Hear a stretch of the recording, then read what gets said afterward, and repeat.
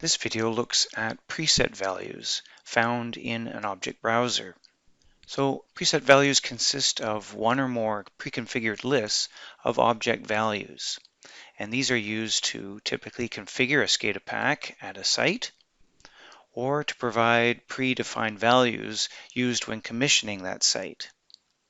You could also use it to compare initial values with current operating values, or to configure a SCADA pack after a hardware replacement. Preset values are found on any of your object browsers, shown here, and the column here is where the preset value is entered. So not all these objects support preset values. This is for objects that have write access to their values. So that would be the output hardware, digital outputs, analog outputs, and all user-created objects. And this is really where presets are used most. Some system data objects also offer write access. Let's look at some examples now in RemoteConnect. Let's create a new project. And we'll use the default USB connection.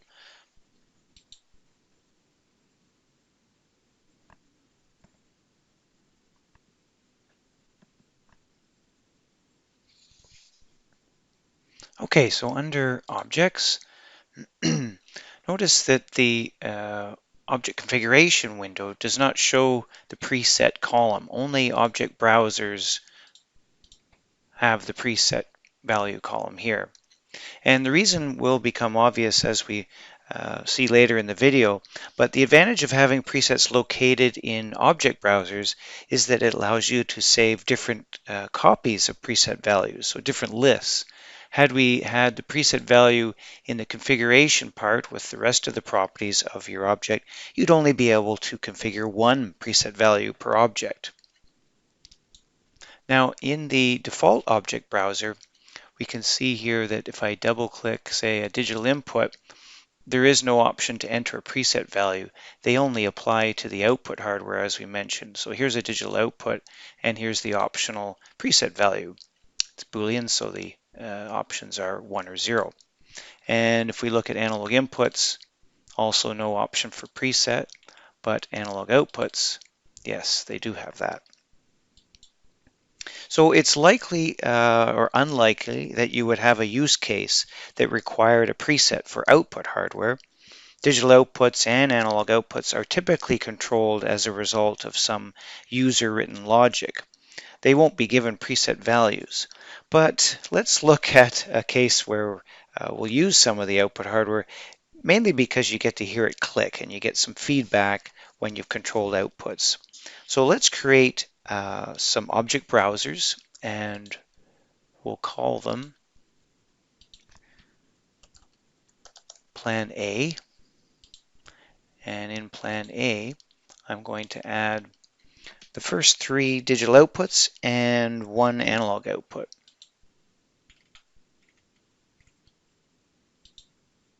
And I have the option of entering the preset value immediately. So I'm going to do that now. I'm going to enter a 1 to turn on, to load a preset value of 1 for that value. And the next digital output, I'll select a value of 0 for that output. There we are. And the third one, I'm going to leave blank. So I'm going to select digital output 3 and have no preset value. And finally, an analog output. And we'll give that a value such as this one. There we are. Apply. Now that's Plan A. I mentioned you could have multiple preset value lists. So let's make a copy of Plan A. I'll copy the browser, and I'll call this Plan B, of course.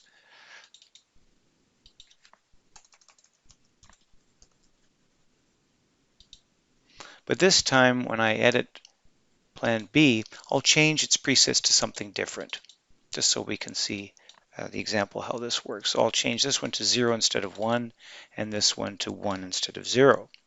Again, I'm going to leave digital output 3 blank to show you what happens when there is no preset value entered. And for the analog output, I'll change its value to that. All right, so now if we go online, in order to apply these presets, I didn't change any of the object names, so I don't have to write to the controller, but this is my first project, so I will write. Here we go.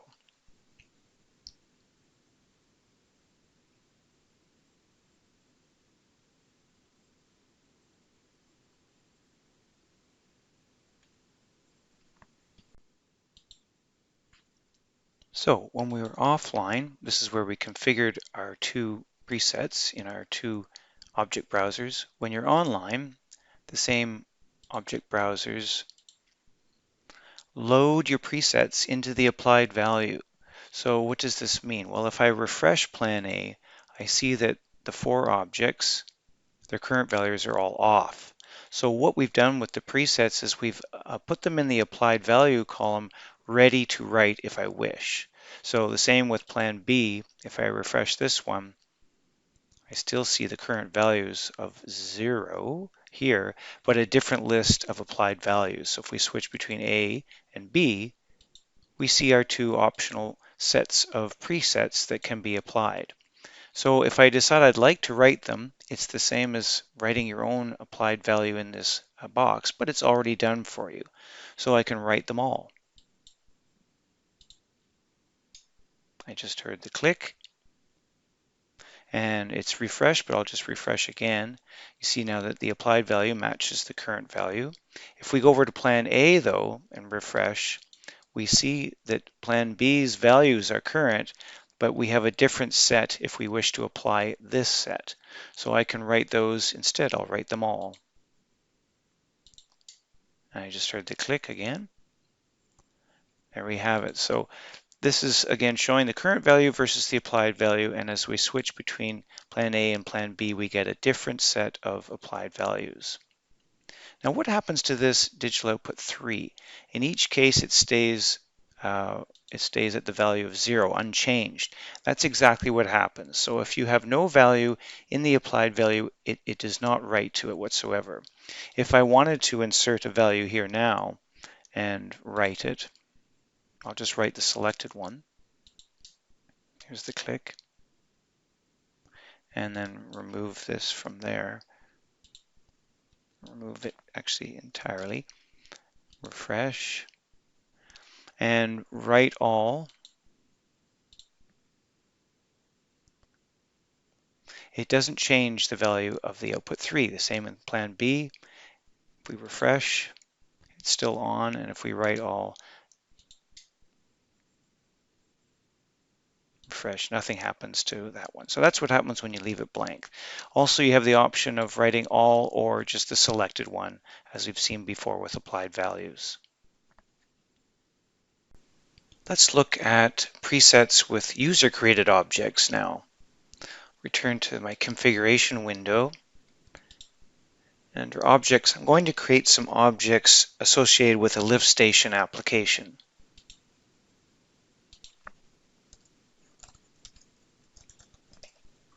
Tank depth, and I'll make that an integer.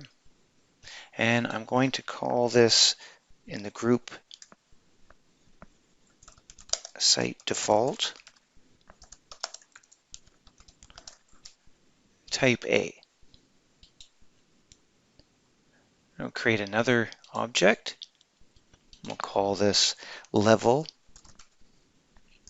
high, and I'll put it in the same object group, also an integer.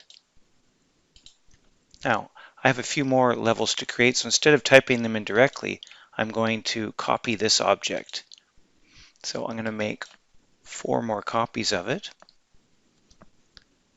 And I'm going to keep the same name, and I don't need a DMP or a Modbus register. So let's see what happens there. 4 copies of that one object. Here they all are here. And now I'm just going to rename each one for the other limits. This will be high level 3, high level 2,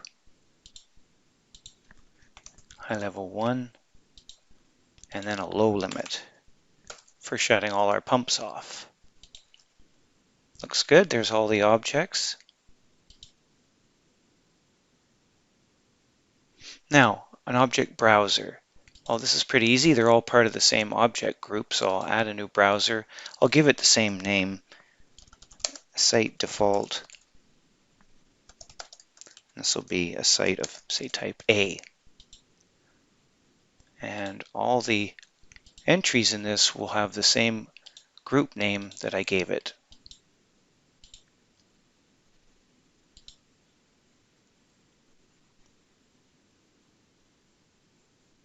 Okay, now the preset values, I'll edit them at this point. My tank depth, let's say the typical depth might be 10 feet. And then the levels are all in percent, for example. So say 90% is their high, and we'll just bring these down sequentially. Yes, 80, and then we'll have here, actually I'm going to make this one 85.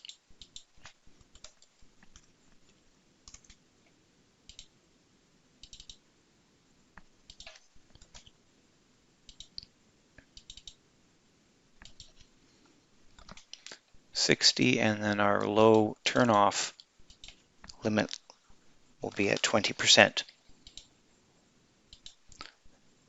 Very good. Now let's save this as, I'll call this, say, Montreal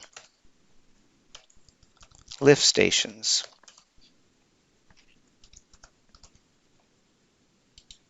Okay, so now I'm going to go to my first site, for example, and I'm going to apply these presets.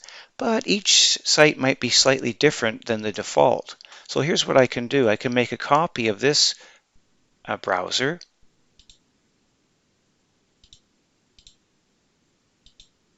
And I'll name it the actual site I'm at. We'll call that Site 1.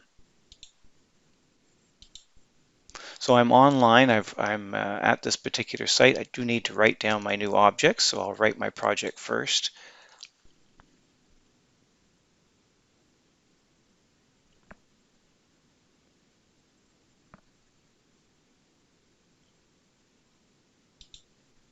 Okay, and I'm at Site 1, so I select this browser. I see my presets are there. I'll go online, select the same browser online, and refresh. Now, as I'd expect, the settings have no values currently, and my presets have been preloaded into the applied value. I want to load all these in. Let's write all. Now, this site is similar to the default, but it actually is a little smaller tank.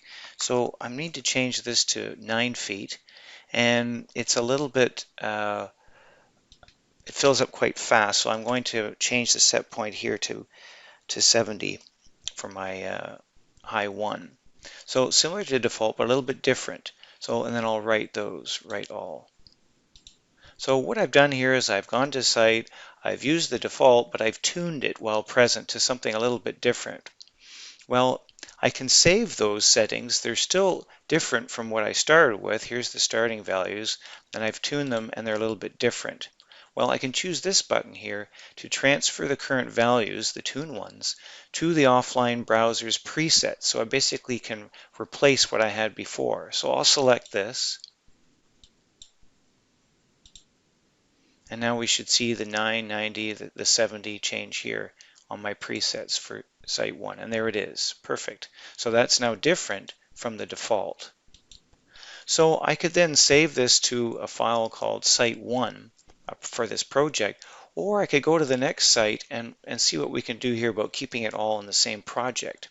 So I go to the next site and I make a similar copy of my object browser.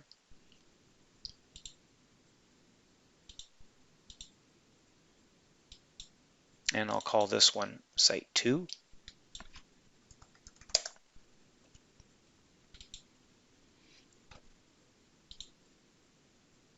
I'll go to Site 2 online and refresh. Now this is the same RTU, but we'll say this is a different site.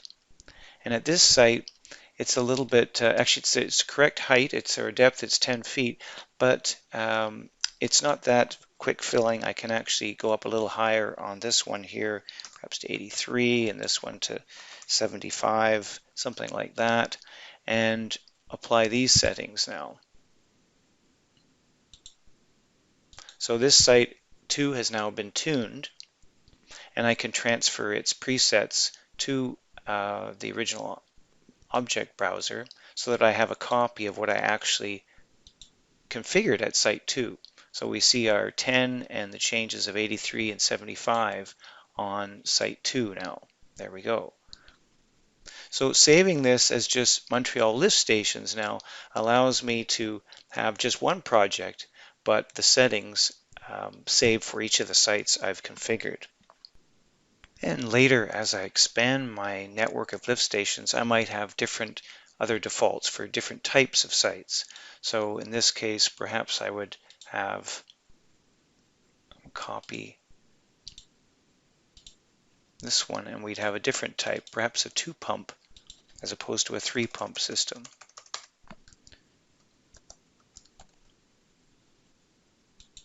Whereas this one I can rename. This one was a 3-pump. And then in this particular browser, I'll remove one of the entries. Sorry, for the high level 3. Another use case for presets is for comparing current operating values with a previous set of those operating values. So for example, like diagnostics. Now to demonstrate this, I've added 4 new objects, and they would be for pump 1 and pump 2 diagnostics, so runtime and motor starts. I'll create an object browser for just those 4 new objects.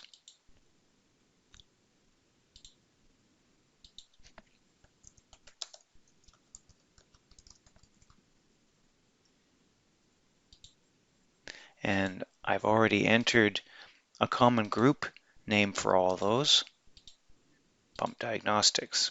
So there's my 4 objects.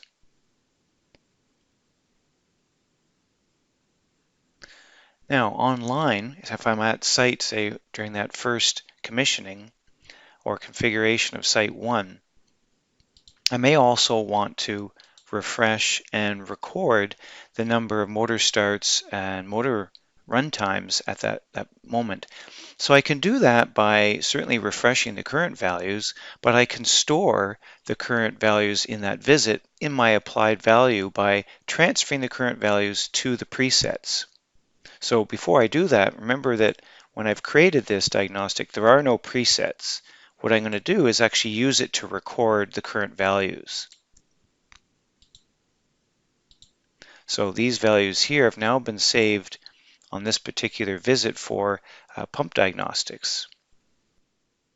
The next time I return to this site, I can go online and update my pump diagnostics.